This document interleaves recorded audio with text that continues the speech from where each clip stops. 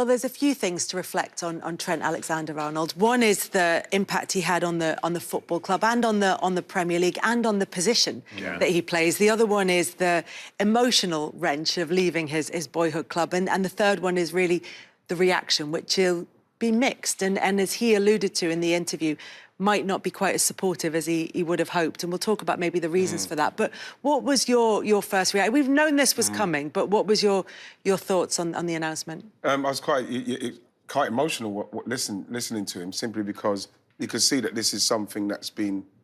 It means everything to him. You can hear it in his words, what the club means to him, and the fact that he's making a decision, even with that statement I saw him do, Kel's making the decision that, you know, he needs to go and try something, to try a different, like, culture and level of football, and just to be in that environment. And it is Real Madrid. You can totally understand that as well. But, like, watching it, Kel's really, really sad, because you could see that he's deep in that. He's deep in the feels in respects of what he's saying, because of him walking around every day. He's thinking about all the 20 years, Kel's, and since he was a child. So you can imagine how much of a wrench that was for him. But he's left them in great form. Liverpool in top form.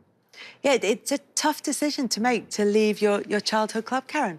Yeah, I wonder, winning the Premier League did that, and maybe earlier than what we're used to in terms of title races. Would that made it a good decision, a bad decision for him? Because you're thinking, oh, it's so good here, or actually I've done my job and I've left it in a better place than when I found it, potentially, and now I want to go and try something different. But look, when you've been somewhere for 20 years, and I only can relate from me being at Birmingham since a little girl and how much it means to me. It's not Liverpool, I appreciate that.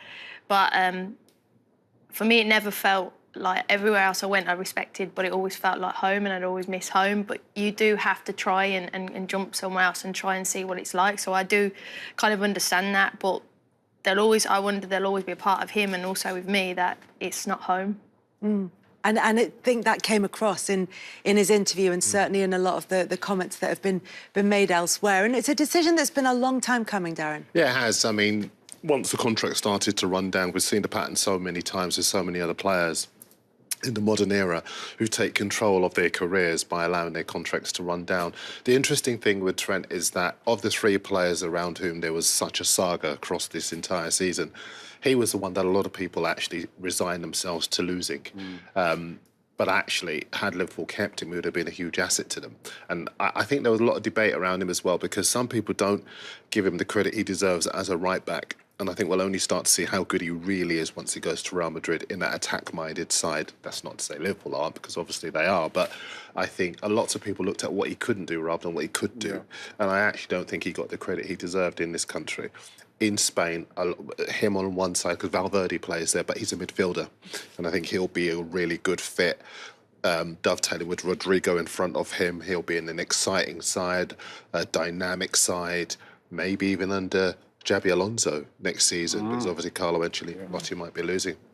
But just on him, I mean, all the papers will have a lot on him on Tuesday here in England, because I think he is someone, everyone knows him by his first name, which in itself is that kind of status sometimes you enjoy. Also because he's got a very long surname as well. Brevity. Yeah, we are a bit lazy in this. I'm thinking more of parents paying for shirts by the letter. Well, I'm paying for that. But I think as far as he is concerned as well, he's come through the club, like you were saying, as a child. I remember doing an interview with him for another broadcaster, and he talked about the things he'd given up, his sacrifice, but also the things he's given to the club, outside of the club, the after academy, where he has provision for people who didn't make it within the game in the local area, because he knows how difficult it is for so many people in the red half, but also the blue half of Liverpool. So it's not just for the Liverpool alumni, if you like. And so those people who think he doesn't care about the club, they'd be wrong to think that he's very, very much invested. But this is a career decision, and I think it's the right decision for him to make. I think his mum as well, she goes into the academy and she speaks to the parents who are coming through. What do you do at this stage? What do you do? So they've got a lot of invested in Liverpool. But still, Kels, you can't look at this scenario and see how it's got to this point, even though Trent, with his ambition to wanting to maybe better himself, and you can't look back at the club and not say, I don't know, 18 months ago, they've got to make him that deal where they say, listen, This is the best offer we can ever make. You're going to be the highest player in the club's history. They've got to make him that decision, Kels. And if he then doesn't do it, then they have to sell him because that's the business of the club. So, of course, now we look at Trent and he's the one who's taken the brunt because the Liverpool fans are genuinely devastated that he's leaving. Now, from a business point of view, the club, they should not be losing a player like that for free. Absolutely. So I get that with the Liverpool fans. But from a business point of view, with everything what was going on in the management time, Kels, I think people moved around. Someone's taken their eye off the ball. From a business decision for Liverpool, it's a terrible, terrible situation they find themselves in. Yeah. But Trent has no choice once a Real Madrid comes in. Let's talk about then the balance between the emotional and the logical. From Alexander-Arnold's point of view, as you know, as you've all alluded to, this is a wrench for him to leave Liverpool. It's clearly, I mean, you couldn't watch that and not be convinced that it was clearly a really, really difficult decision for him. He said that the hardest of his life. But equally, he's leaving the club, having been there since he was 7 years old, without a sell-on fee. Is that his responsibility? Because there is a narrative that he's run down his contract in order to take the payoff that will come with signing for Real Madrid at the end of it when he's out of contract. So is it his responsibility or is it the club's responsibility? I think it's the club's. It has to be the club's, Kels. They're the business side of it. Absolutely. I think that from the player's point of view, there is a long history since the Bosman ruling came into effect of players basically having the courage to run down their contracts, not being worried about... at Liverpool was one of the very first. One of the first when he went to Real Madrid. And Spanish clubs have got a long, recent history of saying to players, come to us, run your contracts down, we'll take you, get the payoff, and you get the chance to walk over and play. With us, if Liverpool as a club take their after ball, you cannot blame Trent in that scenario one iota. What's the difference between Trent Alexander-Arnold, Virgil van Dijk and Mohamed Salah coming to the end of their contracts? Probably. And Trent, so tell me, Karen. I don't know. Look, I'm sure Salah and Virgil would have had, opportunities to leave, but maybe come in the back end of their career. You've heard Mo Salah, his daughter loves being here, is part of the city, so they're integrated. And that's the same for Trent as well. But maybe when you're 26 and you think, OK, I've got quite a few more years left in my career and a different opportunity and I'm not even probably in my peak, I think that's there's points in your career, and maybe, right, you can go further on this, is that you're making sometimes life decisions as well, where you're going for your family, for your friends, whatever it might be. I think for Trent, you saw the honours that he won there at Liverpool. He's won 2 Premier League titles, he's won everything, and it's like that this does only maybe come once in your life, and if you sign that 4 or 5 year, you come in at 30, and clubs might not come in the same way. So, and then you're talking about business decisions. Would teams offer long-term contracts to Mo or Virgil away from Liverpool? So I do think age has a big part to play in it. The fan reaction is an interesting one because he was applauded by the away end when he was substituted against Chelsea yesterday, and we'll come to that game very shortly. But he was also applauded when Liverpool won the title last weekend as well. More subdued than the crowd have been towards him in the way, in anticipation of this decision being made. There's been a lot of vitriol online, and he's talked about that. Are we at a point now where we take what's said online particularly seriously? Can we judge the kind of barometer of how fans are feeling by what's said online? Because we'll come to this with Cole Palmer as well a little bit later. The thing with it is, Darren, I was going to say, with online, it's because it feels like it comes in such a wave, such a tsunami. You feel like it's all encompassing, it's all around you, Kels. But what you've got to understand is it really, the sensible people, the people who really care about you, and yes, there'll be people who are Liverpool fans are disappointed to see him go, but they're not disappointed enough to go online and write something that you see, whether he's looking at it or not, it gets to you, and it gets to you, in respects of like how you feel, you know what I mean? And so it's just the enormity of the amount that comes, Kels, that it drains through. But I don't genuinely believe that the majority of Liverpool fans really, really feel like that. You don't even know if it's all Liverpool fans, just nasty people. And that's why you can't take it off of social media in that way and take it too seriously, because I think that anybody will see his situation, the opportunity he has, and realise he's trying to even better himself even more if that's possible. I mean, eventually it gets to the point, how long do you stay? Because I think most, and you guys can speak to it better than me, but if you're an ambitious player, you've won everything there is to win at one club, the natural next step is to see if you can do it somewhere else. We celebrated the birthday of David Beckham, the legendary David Beckham, at the weekend, but he played in all 5 major European leagues at the biggest clubs, because if you are good at anything, in terms of what you do, you want to see if you can do it. Test. Exactly. Yeah. What is the next challenge? And I think in terms of the reaction, the stadium reaction is different to online, on the social media reaction. Social media reaction, very, very different. But the fans who go to the stadiums, pay the money, live the experiences in real time, they will appreciate these words. And it will be a little bit more subdued, the reception, because they will feel stung by the fact that he's leaving. For a Madrid side who haven't been as successful as Liverpool this season, they're out of the Champions League as well. They look unlikely to win the league title. They've been, beaten in the final by Barcelona of the Copa del Rey, and they'll think, well, how can you be leaving for something bigger? But we talked about this, right, Ian, and it does pick up on the same point. When he scored the goal against Leicester and there was that celebration, and we talked about it in terms of not just it being one pure emotion, it'll be a whole mix of things with this reaction to that goal against Leicester. It will do, and you could sit watching. I don't think I've ever seen him this animated in his celebration. He's never, because it means so much. And like, if things are to be believed, what's been in the newspapers, then he knew a long time ago that he was leaving. So that is something to say. Have that. That's take. He's angry. He's happy. He's everything. You cannot actually get into the emotional state that he's in right there and now, what he's feeling, because he knows he's leaving. He's just scored a great goal for him. It's going to probably help them with the league and what they're doing. He's still doing his part. But at the same time, I think he's trying to show, I do love you, just let me do this thing. Let me try and do this thing, man, because I want to play for them. Now, you look at Real Madrid, Kels, we talk about Real Madrid and how poor they've been in respect to their standards. Kylian Mbappe scoring 30-odd goals and still getting stick. That's the level. And that's the kind of club that wants a player like him to then go again. So it's the test.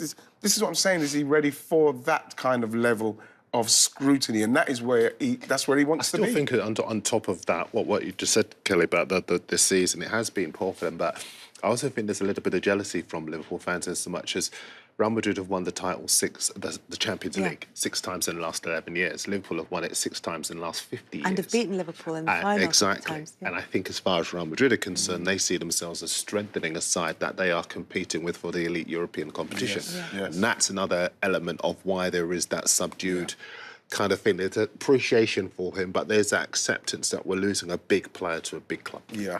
Let's talk about him as a player and the way that you could argue that he's redefined the role of right back. Nothing's ever completely new in football, but it's certainly a type of right back that we haven't seen very much of. No, and I think it goes off the back of your point you mentioned earlier, Darren, that maybe we haven't appreciated him. And now he's going, we'll probably think, I'm gutted, I am, because I think he's a joy to watch in the Premier League. I think he's been a joy to watch at Liverpool. And I think the pain that Liverpool fans are going through is because they love him and adore him.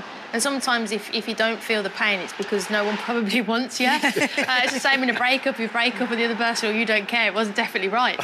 So, but he's an absolute joy. And you're right, in terms of positioning, what he's done, he was under Klopp, he was up and down that right wing, but then he's come in and become that inverted. You see there his set pieces. The only thing I'd say, I'm going to throw one in there, is that actually is he what Real Madrid need. I've watched a lot of Madrid this season, and which is why he's got to be at the races when he goes there, because defensively they've been all over the shop. And he's an attacking player. He wants to play in centre midfield, he wants to get forward. So I hope, like you said, right, I hope he's prepared for that, because he's going to have to be really tested defensively at Madrid, and we've seen it a lot this season in the Champions League. I think when you're going to a Madrid, they know what they're capable of having. I always appreciate his ability going forward. Being a forward, you know that if I was playing with someone like Trent, I know he's looking for me instantly. So that's my selfish reasons for his forward play, what I like him about. Obviously, there's certain instances you see where people see he's out of shape with the defensive line. It's not natural to him as the creativity is for him. It's something that he probably... He was a midfielder, wasn't he? He was as a kid. So that he's putting the right back, because I think You know, Gary Neville doesn't like to hear it, but it's quite the easiest position to see everything. You Well, tell Gary Neville, Gary was great, Gary was great, one of the But greatest. traditionally, it was, I mean, there's that famous quote, isn't there? Nobody grows up wanting to be Gary Neville. But I think a lot of them grow up wanting to achieve what Gary Neville wanted. But a lot of kids will grow up wanting to be a Trent Alexander-Arnold, and that's why he's changed what a right-back is. And then what I think might happen in the future, because of how he's changed it and this inverted right-back, is that players will now be more defensive about what they can do, because they'll say, if I'm good at the defensive side of it and the creative side of it, which people knock Trent about his defence, then all of a sudden we're going to have generations of players coming through that watch Trent that are going to be unbelievable when they sort that side of it out. Now, is it too late for Trent to sort that side of it out? Are Madrid going to play in a way where he doesn't have to worry about that so much? It's a really good question, because I think that as far as the English mentality is defence first. So lots of people look at what Trent, in their view, can't do, right? But Spain, they have a very different attitude towards the game, full stop. That's the reason why they don't just dominate the European Championship, but also the junior levels as well, because they bring their players up to appreciate going forward. They're very attack-minded in a way, and the creativity is there. So I think he's a good fit for that Madrid side. Rudiger's out. He's a colossus at the centre of defence. Vasquez has been playing instead of Carvajal because Carvajal's been injured quite a lot. But I even think Trent, to me, is a better option than Carvajal, because it would be the first choice at right back, because his ability to go forward, but also to invert, as you've been saying, he plays in midfield as well. His dead ball ability in games that are tight, and there have been a lot of those tight games this season where the points have been surrendered because they haven't been able to go through the usual routes of Vinicius or Bellingham or Rodrigo or Mbappe. Which is ludicrous when you say those words. When you say all their names, you're like, well, yeah, I get where you're going, mate. But equally, as you said, Mbappe was booed when he was watching on from the stands when he was suspended the other week. Jude Bellingham's had a lot of, having been fated in Madrid, which must have been incredible. Trent Alexander-Arnold is going to go to Madrid and realise that he will already know, but he'll realise the impact of things like Real Madrid TV, of AS, newspaper and website, that there is going to be a lot. And he's been learning Spanish, so he'll be able to understand it as well. Which it might be a benefit not to be able to understand it at times. In a way, I mean, they're learning the Spanish, but I remember going to cover Gareth Bale's move to Real Madrid in 2013, and he won them over instantly when he started to give his press conference in Spanish. And I was in the And yet press the narrative very conference. quickly became he hasn't bothered to learn the language. Exactly. Which is how quickly it can turn. And the other interesting thing about Trent, and I think that's why this first season is going to be quite key, if he doesn't hit the ground running, there might be a feeling that, oh, it's too much for him.